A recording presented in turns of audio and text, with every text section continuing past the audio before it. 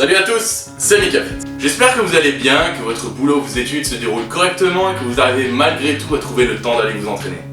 Comme vous le savez, pour les personnes qui me suivent régulièrement sur les réseaux, je m'entraîne tant à l'intérieur qu'à l'extérieur, mais aussi tant en salle qu'à domicile, afin de ne pas habituer mon muscle à une certaine routine et donc varier mes types d'efforts. Je vous ai déjà dévoilé sur ma chaîne une de mes séances d'entraînement en salle de musculation, les exercices que j'effectue au poids du corps à l'extérieur, et cette fois-ci nous allons plutôt cibler une séance que j'effectue à domicile.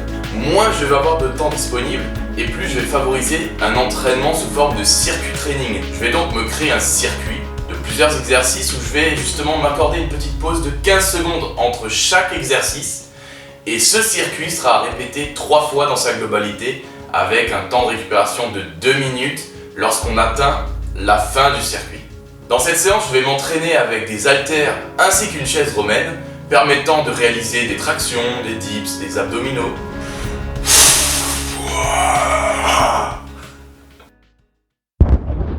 Concernant les dips, il s'agira d'effectuer un mouvement de flexion-extension des bras aux barres parallèles permettant de travailler l'ensemble des pectoraux, le triceps brachial ainsi que le deltoïde antérieur. Veillez à ne pas verrouiller complètement les bras pour limiter les problèmes au niveau de l'articulation du coude. Et pour les personnes en difficulté, vous pouvez aussi faire cet exercice entre 2 bancs par exemple.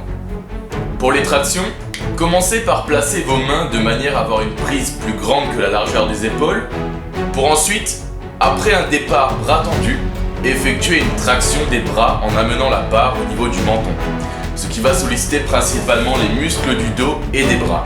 Et ce que j'aime bien faire, c'est marquer une pause lorsque j'arrive au bout de la traction pour bien contracter les muscles du dos, pour enfin revenir en position de départ en freinant la descente. Concernant les élévations latérales, vous êtes donc debout, jambes écartées à hauteur des épaules, et le but est d'élever latéralement les bras jusqu'à l'horizontale, tout en veillant à garder le dos droit et de ne pas utiliser d'élan pour éviter tout risque de blessure. Puis enchaîner en élevant les bras devant soi jusqu'à ce qu'ils atteignent l'horizontale.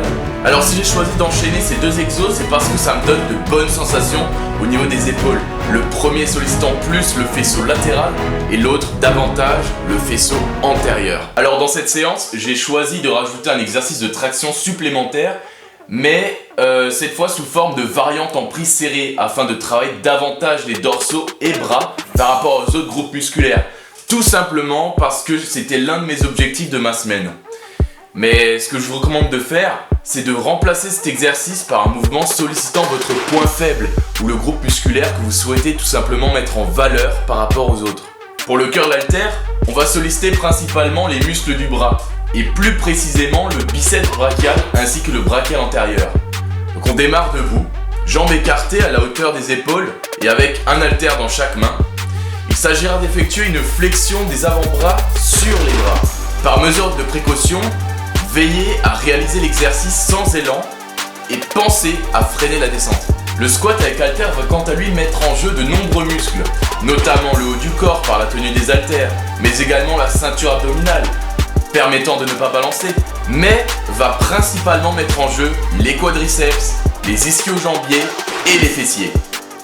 Donc concernant le mouvement, vous le voyez, on va commencer par se placer avec les jambes écartées à la hauteur des épaules, le dos droit avec un haltère dans chaque bras, puis sans se pencher en avant, il s'agira d'effectuer une flexion sur les jambes jusqu'à ce que les cuisses arrivent à l'horizontale, voire en dessous, ce qui sollicitera davantage les muscles fessiers pour enfin revenir dans la position initiale. Pour cet exercice visant le développement des mollets, on se place debout et de sorte d'avoir les pieds surélevés à l'aide d'un rebord par exemple. Le corps bien droit, avec un haltère dans chaque bras, on vient ensuite chercher l'extension des pointes des pieds tout en maintenant les jambes et le reste du corps tendu. Marquez une légère pause puis contrôlez la descente pour revenir en position initiale. Avec les shrugs, on va cibler la partie supérieure des trapèzes.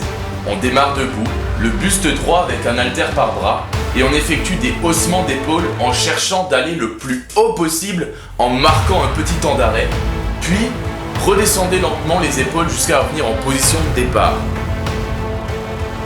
Alors pour le travail des abdominaux, j'ai choisi d'effectuer un petit circuit d'exercices enchaînés en ne s'accordant aucun temps de récupération, comprenant des relevés de jambes, sollicitant principalement les grands droits et le pyramidal.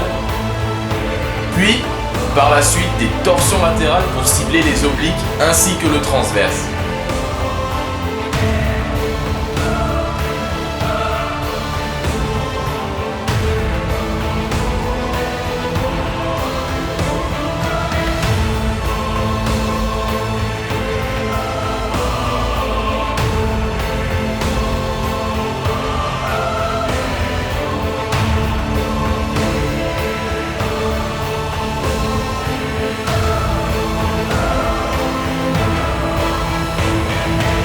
J'ai également rajouté du gainage, jusqu'à y rajouter des mouvements de balancier des jambes de droite à gauche pour des ressentis encore plus forts. Personnellement, je le mets souvent à la fin de mes séances.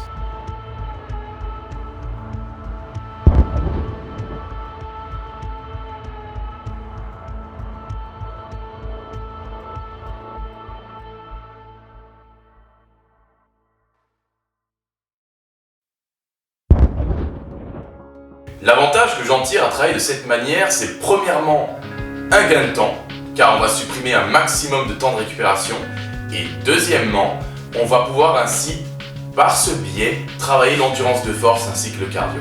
Ceux qui n'ont jamais essayé encore de s'entraîner de cette manière, essayez, vous verrez que ça pique.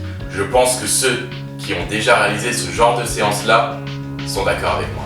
Alors pour toutes les personnes qui me disent ne pas avoir suffisamment de temps pour aller s'entraîner à cause des contraintes familiales ou à cause du boulot, des révisions, allez vous entraîner de cette manière. Premièrement à domicile, deuxièmement sous forme de circuit training.